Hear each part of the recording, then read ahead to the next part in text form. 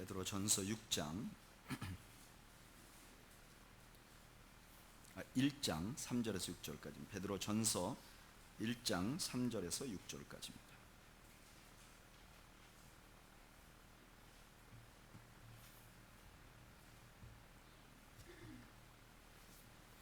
하나님의 말씀을 함께 합독하겠습니다. 다 같이 한 목소리로 읽겠습니다. 베드로전서 1장 3절에서 6절 시작. 우리 주 예수 그리스도의 아버지 하나님을 찬송하리로다. 그의 많으신 긍휼대로 예수 그리스도를 죽은 자 가운데서 부활하게 하심으로 말미암아 우리를 거듭나게 하사 산 소망이 있게 하시며 썩지 않고 더럽지 않고 쇠하지 아니하는 유업을 있게 하시나니 곧 너희를 위하여 하늘에 간직하신 것이라. 너희는 말세에 나타내기로 예비하신 구원을 얻기 위하여 믿음으로 말미암아 하나님의 능력으로 보호하심을 받았느니라. 그러므로 너희가 이제 여러 가지 시험으로 말미암아 잠깐 근심하게 되지 않을 수 없으나 오히려 크게 기뻐하는도다. 아멘. 잠시 기도하겠습니다.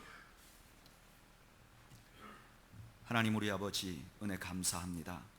오늘도 저희들이 하나님 앞에 예배할 수 있도록 은혜 주신 것 감사합니다. 하나님, 저희들 드리는 예배에 하나님께서 임재하시고 홀로 영광을 받아 주시옵소서. 특별히 하나님 찬양할 때 영광을 받으신 줄로 믿습니다. 말씀을 전할 때 하나님께서 친히 말씀하여 주시옵소서. 특별히 이 말씀 전에 예배에 참석하며 하나님 앞에 물질로 헌금한 분들이 계십니다. 하나님, 그분들 한 분 한 분을 기억하시고 하나님께서 하늘의 신령한 복으로 땅의 풍요로운 복으로 갚아 주시옵소서. 육체적으로 헌신하며 하나님 앞에 헌신한 모든 봉사를 하나님께서 흠량하여 주시옵소서. 이제 저희가 주의 말씀을 듣고자 합니다. 신이 말씀으로 찾아오신 주님, 저희들에게 말씀하여 주시옵소서. 예수님의 이름으로 기도하옵나이다. 아멘.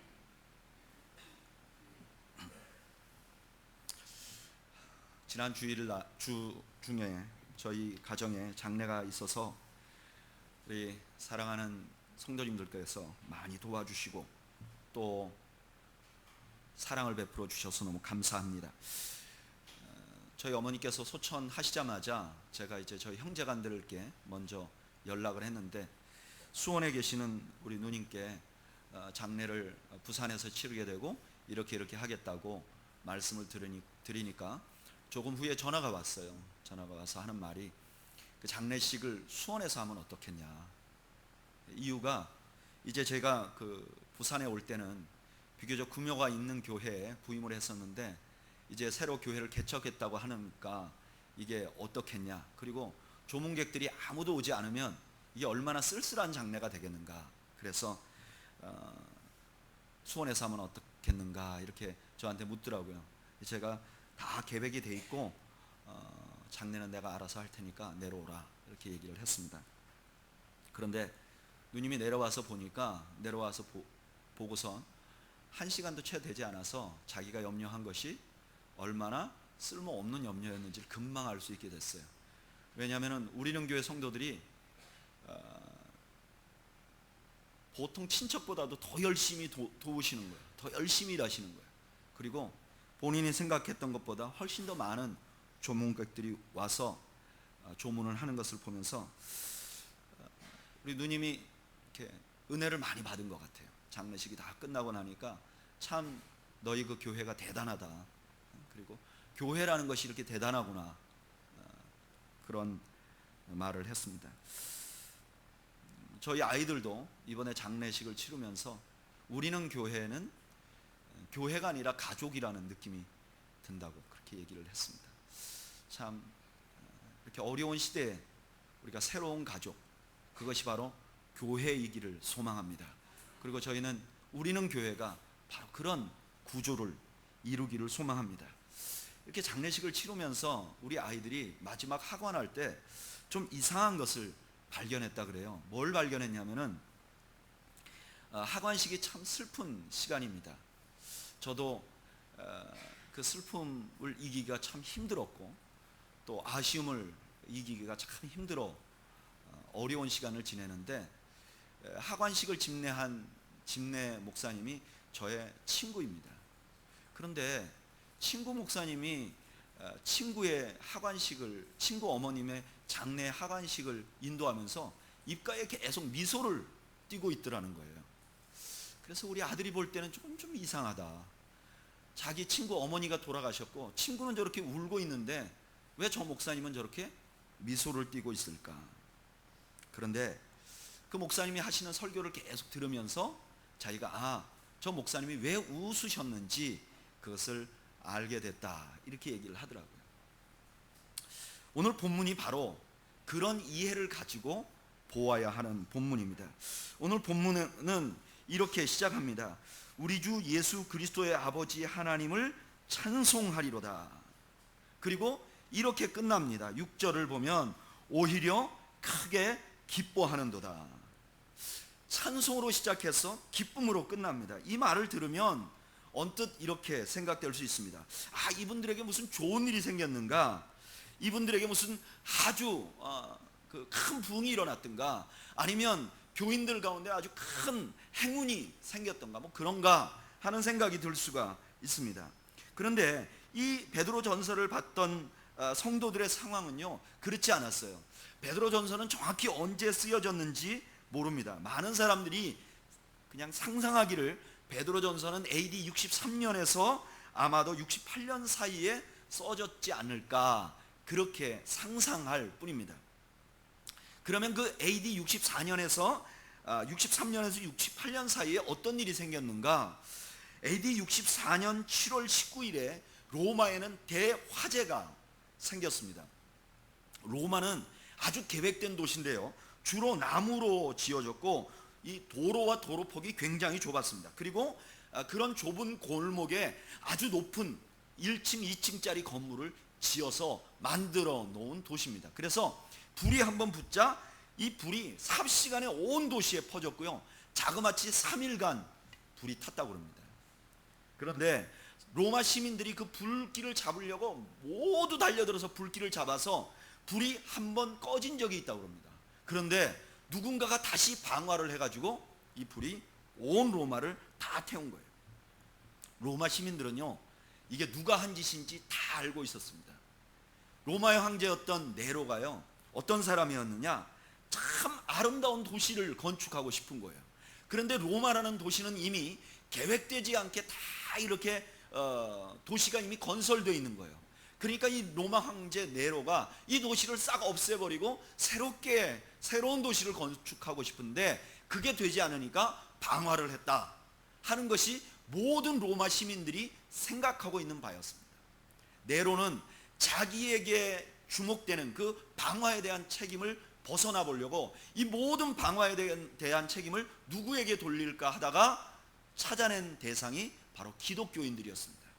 그래서 이 로마는 기독교인들이 방화를 했다고 소문을 퍼뜨리기 시작하고 그것이 사실이라는 것을 확증시키기 위해서 수많은 사람들을 잔혹하게 처형하기 시작합니다. 로마 황제였던 네로가 그때 새롭게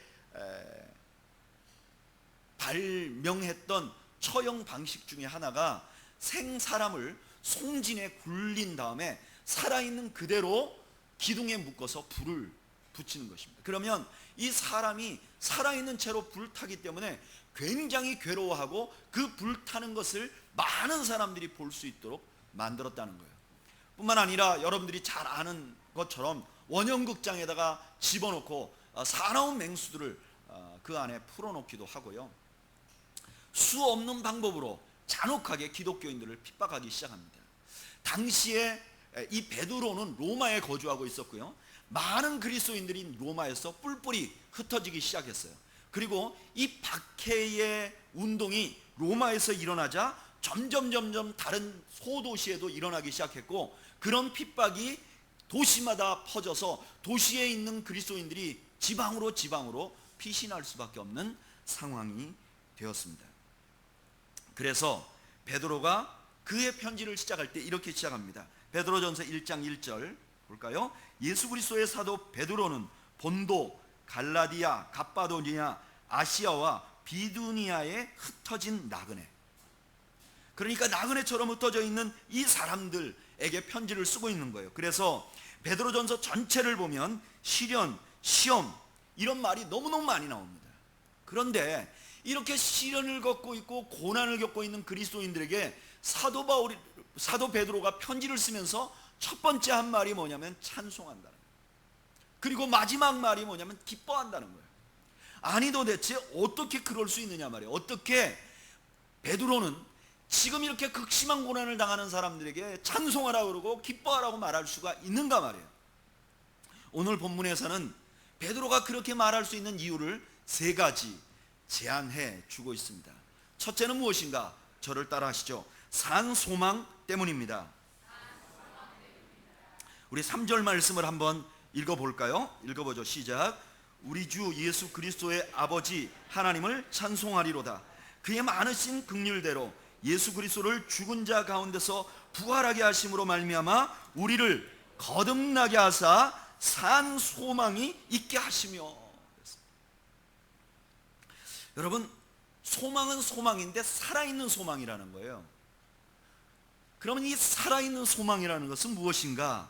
무엇이냐면은 고난당하셨다가 부활하신 예수님을 믿음으로부터 오는 소망이라는 거예요. 여러분, 예수님께서 어떻게 하셨죠? 고난을 당하셨어요. 그리고 죽으셨어요. 완전히 끝난 것 같았어요. 그런데 그렇게 끝난 것 같은 예수님이 살아났다는 것이 우리에게 어떤 소망이 된다는 거예요? 살아있는 소망이 된다는 거예요. 왜 그렇게 살아있는 소망이 되는가? 살아있는 예수 그리스도께서 부활하셨다는 것이 왜 그렇게 살아있는 소망이 되는가? 그 첫 번째 이유는 그 예수님의 살아나심은 우리의 모델이 되기 때문에 그래요. 사도 베드로는 이것을 이렇게 설명했습니다. 고린도전서 15장 20절. 그러나 그리스도께서는 죽었다가 다시 살아나 죽은 사람들의 첫 열매가 되었다는 거예요. 예수님이 어떤 분이시냐? 부활하셨는데, 죽었다가 부활하셨는데, 주님의 부활하심은 그냥 부활한 것이 아니라 그의 부활이 많은 사람들이 그렇게 부활할 첫 상징이 되었다는 거예요. 모델이 되었다는 거예요. 제가 건축하는 분들을 좀 만나봤는데요. 건축하는 분들은요, 이렇게 건축 도면이 나오면 그 도면을 이렇게 보면요, 그 자기가 지을 건물이 대충 머리에 그려진다고 그래요. 근데 저도 그 도면을 봤어요. 그런데 도면을 보면요, 우리는 이 도면을 봐서는 평범한 저희들은요, 이게 도대체 어떤 건물이 생길지, 어떤 앞으로 모습이 어떨지 잘 몰라요. 그러니까 이 빌더들, 건물을 짓는 사람들이요, 특별히 아파트나 혹은 개인 주택을 짓는 사람들, 그런 사람들이 건물을 완전히 짓기 전에 그와 똑같은 모양으로 그 도면에 맞춰서 축소해서 뭘 만들어내냐면 모델하우스를 만들어내요. 그래서 사람들이 그 모델하우스에 가보면, 아, 내가 장차 들어갈 집이 이렇구나 하고 마음에 그림을 그리고 마음에 확신을 갖게 되는 거죠. 우리 예수님의 부활하심이 그렇다는 거예요. 예수님의 부활하심은 하나님의 아들이니까 죽었다가 살아났지가 아니라 예수님의 부활하심은 어떻다는 거예요? 장차 곧 내가 앞으로 살아날 거라는 소망이 되고 모델이 된다는 거예요. 그러니까 고난을 당하는 사람들이, 내가 지금 극심한 고난을 당하고 있어요. 때때로 내 주변에는 죽는 사람도 있어요. 그래서 낙심하는데, 그때 예수님의 부활을 생각하면 어떤 생각이 드느냐? 아, 나도 예수님 부활하신 것처럼 나도 새로운 날이 올 것이다. 나도 새로운 부활의 날이 올 것이다. 나도 새로운 소망의 날이 올 것이라는 확신을 갖게 된다는 거예요. 이게 뭐냐? 살아있는 소망이라는 거예요. 더군다나 이 소망을 살아있는 소망이라고 말하는 이유는 이 소망이 죽음까지도 넘어서는 소망이기 때문에 그래요. 우리의 모델 되신 분이 십자가에서 막 끝까지 고난당하시다가 마가지막판에 돌아가시지 않고 확 일어나 버렸으면 어떤 생각이 드느냐? 내 주변에 고난당하고 있는 성도들 중에 살아있는 동안에 회복된 건 괜찮은데 죽어버리면 그 다음에 어때요? 이미 소망이 없어지는 거예요. 그런데 우리 주님은 어떤 주님이시냐? 완전히 고난과 고통을 당하시고 그리고 그 고난 중에 돌아가셨어요, 십자가에. 그런데 주님은 돌아가셨는데 3일 후에 하나님께서 그를 다시 살리셨단 말이에요. 그러니까 이 살리심 때문에 우리는 이미 죽어버린 사람들, 고난당하다가 죽은 사람들까지에서도 그 죽음을 넘어서는 소망을 가질 수 있는 것이죠. 우리 그리스도인들은 예수를 믿으면 바로 그런 소망을 갖는데, 그 산 소망 때문에 우리가 고난 가운데서도 찬양을 할 수 있다는 거예요. 저희 어머니께서 이제 소천하시기 전에 한 48시간 어머니하고 같이 있을 수 있는 시간이 있었습니다. 점점 돌아가실 시간이 돼 가고 한 2시간, 3시간쯤 남았을 때 이제 힘도 많이 없으시고 이제 돌아가실 것 같은 거예요. 그래서 제가 그때 그런 생각이 들더라고요. 엄마한테 꼭 하고 싶은 얘기를 해야 되겠다. 그래서 엄마한테 무슨 말을 할까? 저희 어머니는 이미 치매가 오래 있으셨기 때문에 듣지 못하시고, 또 들어도 이해를 못하시고, 또 귀가 굉장히 어두우셨기 때문에 듣지도 못하시는 게 분명하지만, 내가 영적으로 우리가 교류할 수 있으니까 내가 엄마한테 하고 싶은 말을 해야 되겠다. 첫 번째 말이 고마워요 였습니다. 생각해 보니까 우리 엄마 참 고맙더라고요. 낳아서 길러준 것도 고맙고, 40 초반에 남편 돌아가시고 자식들만, 그 지저분하고 희망이 없는 자식들만 똘망똘망 있는데 놓고 도망가지 않은 것도 얼마나 감사해요. 또 신앙으로 키워주신 것 감사하고, 인생을 근면하게 살도록 만들어주신 것 감사하고, 참 감사할 게 많더라고요.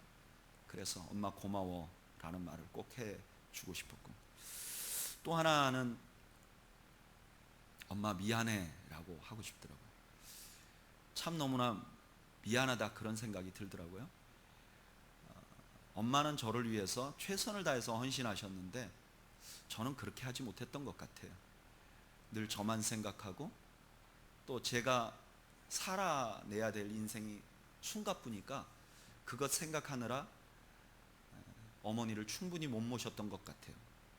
나이 50이 넘고 머리가 다 휘어져 가고 이제 저도 중년이 돼서 제 자식을 키우는 나이인데, 그동안도 그렇게 나이 먹도록도 엄마 한번 극진하게 섬겨보지 못했구나. 특별히 자식들하고 또 다른 친구들하고는 시간을 많이 보냈는데 엄마만을 위해서 여행을 하고 함께 시간을 보내고 그런 시간이 참 없었구나. 엄마만을 위해서, 나를 위해서가 아니라, 내 자식을 위해서가 아니라 엄마만을 위해서. 그런데 이 두 마디로 끝나면 너무나 힘든 장례식이 되었을 것입니다. 그런데 저에게는 또 한마디 할 수 있는 말이 있었습니다. 그게 뭐냐면은, 엄마 수고했어요. 이제 쉬세요.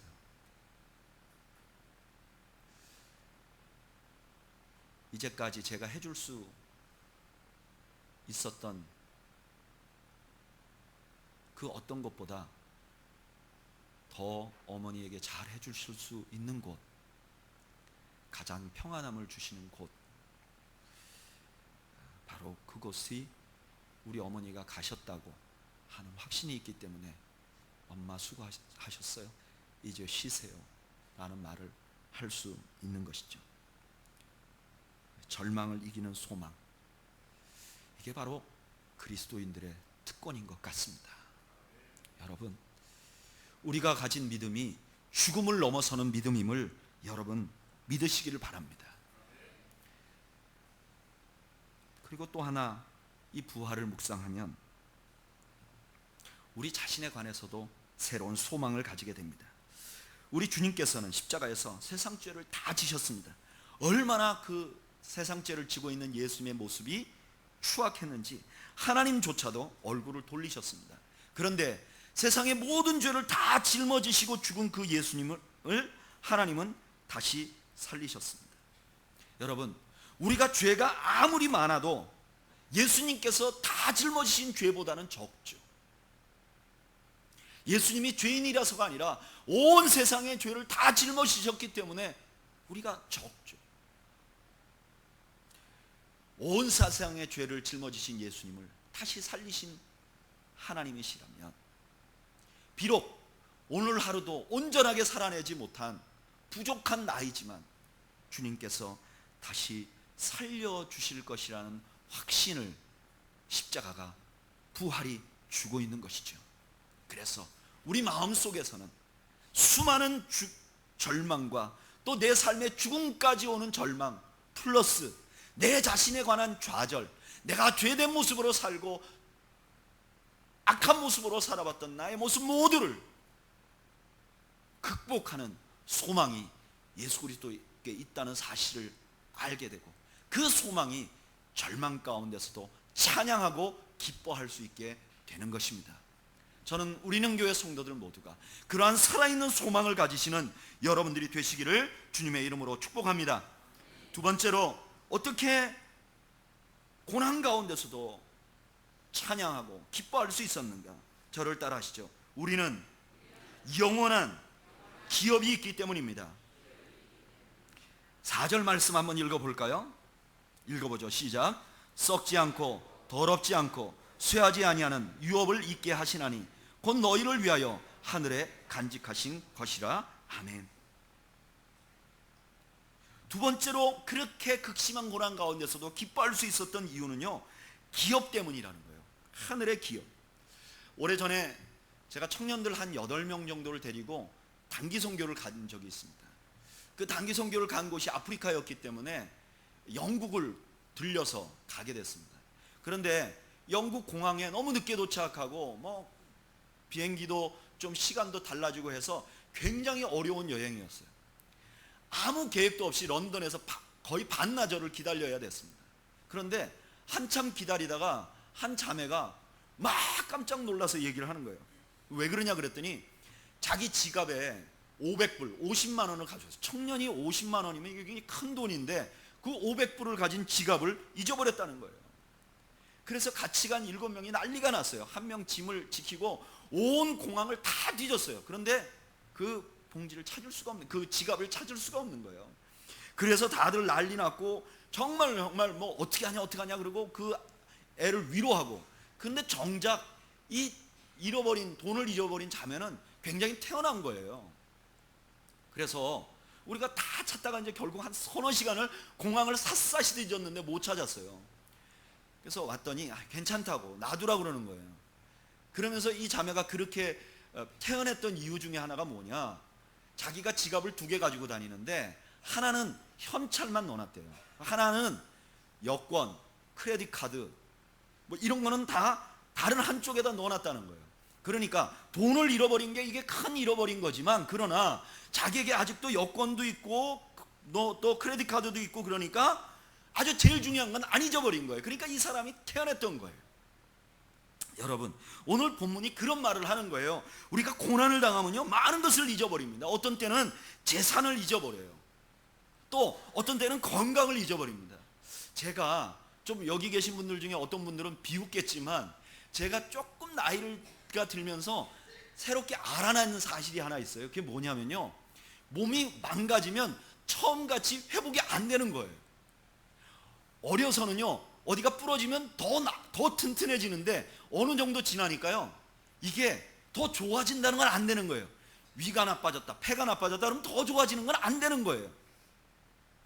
그러니까 건강이 한번 나빠지면 낙심이 되죠. 이제 내가 앞으로 이 약을 먹고 살아야 되는구나, 이렇게 불편하게 살아야 되는구나. 그래서 건강을 잊어버리면 낙심이 돼요. 회복이 안 되니까. 어떤 사람은 가정을 잊어버리는 사람도 있을 수 있어요. 어떤 사람은 심지어 목숨을 잊어버리는 사람도 있을 수 있습니다. 그런데 여러분, 중요한 것은 이 땅의 고난이 우리의 것을 많이 앗아가지만, 그러나 가장 중요한 것은 하나님이 우리를 위해서 가지고 있다는 사실이에요. 여러분, 가장 중요한 것은 잊어버려지지 않는 거예요. 그리고 그 가장 중요한 것은 이 땅에 사는 우리를 복되게 할 뿐만 아니라 하늘나라에 가서 큰 상급을 받을 수 있도록 해주는 것이란 말이에요. 제가 이런 어려움 시기를 지나오면서 이제 아름다운 우리는 교회가 이렇게 생겼는데, 굉장히 급속도로 빠르게 교회도 안정이 되고 여러 가지 부분이 안정이 되었다. 그래서 저의 친구인 백성현 목사님의 사모님이 얼마 전에 우리 동료들이 모여서 이렇게 얘기를 하는데, 이런 얘기를 하더라고요. 이 목사님이 저렇게 빠르게 회복이 된 것은 문제가 생겼을 때 하나님을 선택했기 때문이다. 자기는 그렇게 생각이 된다는 거예요. 근데 그 말이 참 듣기 좋더라고요. 그리고 그 말이 사실인 것 같아요. 가지고 있는 많은 것을 잃어버린 듯 했지만, 그러나 하나님을 선택하니까 하나님께서는 이 땅의 모든 것을 회복시킬 수 있는 능력의 하나님이시라. 그러니까 우리가 때때로 뭔가를 잊어버려도 하나님을 붙들고 있는 한 우리는 가장 중요한 건 잊어버리지 않는 것이죠. 그것뿐만 아니라 하나님은요, 이 땅의 것을 내가 진정으로 다 잊어버린다 할지라도 하늘에 아름다운 것, 이 땅의 것보다 더 좋은 것을 하나님이 나를 위하여 예비한 것이죠. 그런데 여러분, 그 하늘에 있는 것이 왜 좋을까 생각해 봤어요. 저는 어렸을 때부터 이런 생각을 했거든요. 내 침대가 만약에 황금으로 되어 있으면 되게 차갑겠다. 나는 푹신푹신한 침대가 좋은데 천국에는 다 황금이라니까 난 별로겠다. 저는 이렇게 황금길보다는 흙길이 더 좋아요. 천국이 황금길로 되어 있다는데 흙길이면 더 좋겠다. 그런 생각을 했댔어요. 그러니까 천국이 별로 안 좋겠다 이런 생각이 드는 거죠. 그런데 천국이 좋은 이유는 무엇인가 생각해 보니까요, 천국에는 나를 가장 사랑하는 아버지의 사랑이 묻은 기업이 거기 있기 때문에 그렇죠. 그것 자체가 소중한 게 아니라 하나님의 사랑. 마치 가난한 집 어머니가 딸 시집가기 보내기 위해서 어렸을 때부터 좋은 그릇이 하나 생기면 모아놓고 좋은 물품이 하나 생겨놓으면 싸놓고, 그래서 싸놨다 딸 시집갈 때 얘따 이거 가져가서 행복하게 살아라 하고 주는 것처럼 우리 하나님께서 천국에 우리를 위하여 하나하나 준비해 놓은 기업이 있기 때문이죠. 여러분 기억하시기 바랍니다. 우리가 어떤 고난을 당해도 하늘의 기업은 흔들리지 않는 것을 믿으시는 여러분들 되시기를 축복합니다. 마지막으로 우리가 고난 가운데서도 좌절하지 않고 기뻐할 수 있는 이유는 저를 따라 하시죠. 하나님께서 지금도 보호하고 계시기 때문입니다. 여러분 오늘 말씀 한번 읽어볼까요? 5절 한번 읽어볼까요? 시작. 너희는 말세에 나타나기로 예비하신 구원을 얻기 위하여 믿음으로 말미암아 하나님의 능력으로 보호하심을 받았느니라. 아멘. 하나님이 항상 보호하고 있기 때문에 내가 아무리 엄청난 고난을 당해도 그 고난 가운데서도 찬송하고 또 기뻐할 수 있는 것이죠. 여러분 우리가 고난당할 때 좌절하고 낙심하는 가장 중요한 이유는 하나님께서 나를 보호하신다는 것을 잊어버렸기 때문이에요. 그러나 만약에 하나님께서 나를 보호하고 계시다는 사실을 알면 어떤 상황에서도 소망을 가질 수 있는 것이죠. 시편 121편 한번 찾아볼까요? 시편 121편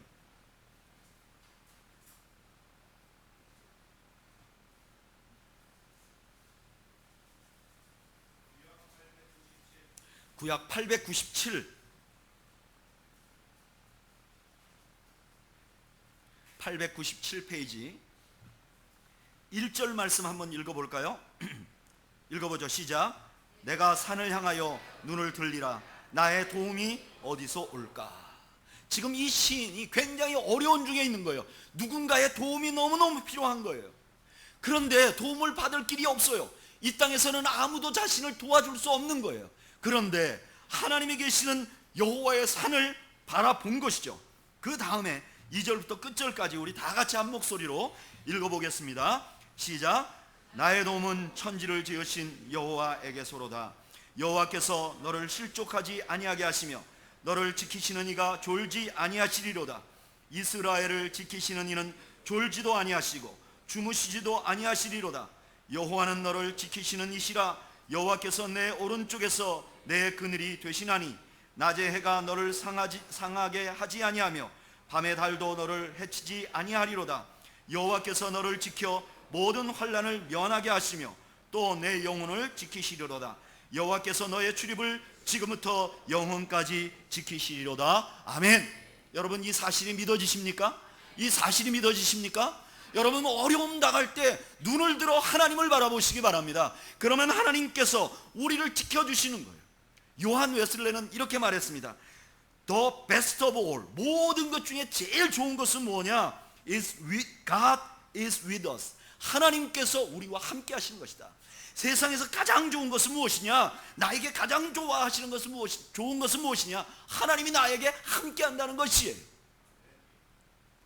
오래전에 영국에서 2차 대전 때 미국과 합작을 해서 독일군과 전쟁을 했잖아요. 전쟁을 하는데 이 독일군들이요, 처음에는 그 암호를 잘 해독 못해서 연합군들에게 형편없이 패하고 말았대요. 근데 어느 순간 독일군들이 연합군의 암호를 해독하기 시작했어요. 그래서 이렇게 미군과 연합군이 서로 이렇게 정보를 교환하는 것을 이제 자꾸 들키게 돼서 어려워진 거예요.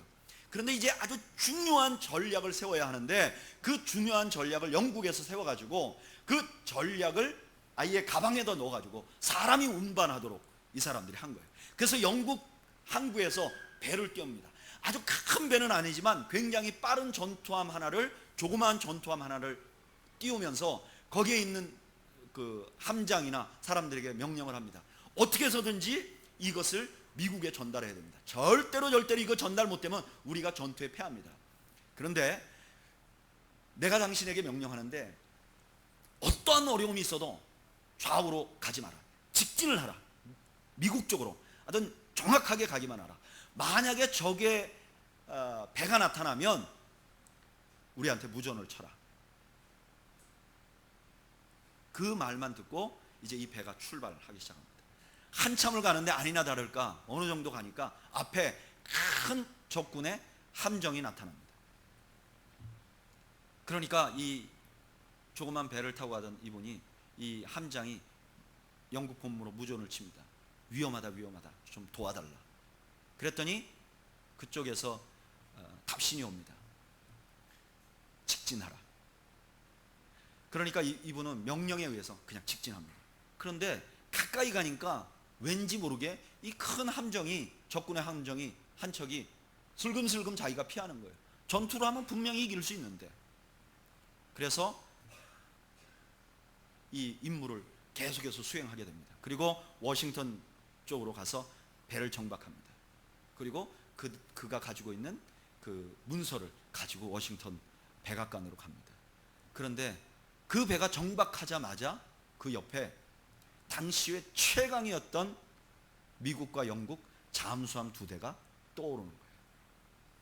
이 배는 생각하기에 저 적군의 전투함이 왜 피했는지, 적군의 전투함이 이 작은 함정 하나는 자기 마음대로 할 수 있었지만 그 밑에 있는 최신의 잠수함 2대를 인식하고서는 이 배가 멀리 도망을 가버린 것이죠. 여러분, 하나님께서 우리와 그렇게 함께 해주시는 거죠. 우리 인생 그냥 계속 가면 우리 생각에는 우리가 너무나 나약하고 그래서 흔들리고, 그리고 큰 문제를 만나면 낙심하고, 그런데 하나님이 우리 보이지 않는 데서 지키시는 것이죠. 그렇기 때문에 고난 가운데서도 기쁨을 누릴 수 있는 것이죠. 미국의 백화점에 JC 펜이라는 백화점이 있습니다. 굉장히 유명한 백화점인데 요즘은 이제 거의 다 망한 것 같아요, 보니까. 근데 이 JC 펜이의 그 창설자였던 JC 펜이가 처음에 사업을 했는데 사업이 굉장히 어려웠답니다. 그래갖고 사업이 어려워서 망하고, 이분이 그것 때문에 너무나 그 스트레스를 많이 받아가지고 정신병원에 입원을 했대요. 그래서 미시간주에 있는 배틀크릭이라는 병원에 격리 수용됐어요. 그래서 이분이 거기서 그냥 완전히 낙심하고 약물 치료받고 막 괴로워하는데, 어느 날 너무나 새벽에 잠이 안 와가지고 이렇게 누워있는데 찬송 소리가 들리더래요. 그래서 그냥 무거운 몸을 이끌고 가보니까 그 병원 안에 조그만 예배당이 있는데 거기서 사람들이 예배를 드리는 거예요.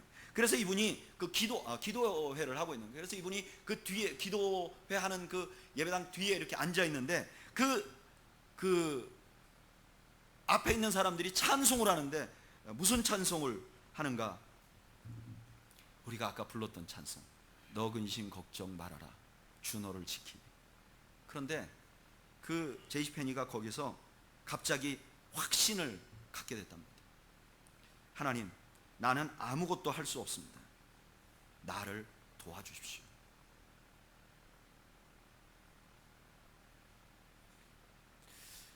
시간이 많은 흐른 후에 이분이 다 회복해가지고 이렇게 고백을 합니다. 나는 무한한 어두운 공간에서 찬란한 태양빛으로 옮겨지는 느낌이었습니다. 마음속에 무거운 짐이 옮겨지는 느낌이었습니다. 마음속에 무거운 짐을 옮겨서 그 방을 나올 때는 완전히 새로운 사람이 되었습니다. 나는 마비된 심령으로 풀이 죽어서 그곳에 들어갔으나 해방되어 기쁜 마음으로 그곳을 나오게 되었습니다. 너 근심 걱정 말아라. 주님이 너를 지키리. 이 말이 완전히 낙심했던 사업가 제이시 페니를 일어나게 했고, 그리고 그분이 일어나서 새롭게 사업을 해서 제이시 페니라는 큰 백화점을 만들어 낸 것이죠. 여러분, 우리 하나님은 우리를 지키십니다. 우리와 함께 하십니다. 여러분들이 그 사실을 믿으시길 바랍니다. 오늘 본문은 고난당하고 있는 1세기의 성도들에게 보낸 베드로의 편지입니다. 베드로는 이렇게 말합니다. 여러분, 우리가 고난당하고 있습니다. 그러나 우리에게는 산 소망이 있다는 것을 잊지 마십시오. 그리고 하늘에는 하나님의 기업이 있다는 것을 잊지 마십시오. 그리고 지금도 하나님께서는 우리와 함께 하시고 우리를 보호하고 있다는 사실을 잊지 마십시오. 찬송하십시오. 그것 때문에 기뻐하십시오 라고 말씀하시는 것이죠. 저는 이 기쁨과 이 찬송이 오늘 예배 나오신 여러분들 모두에게 충만하시기를 주님의 이름으로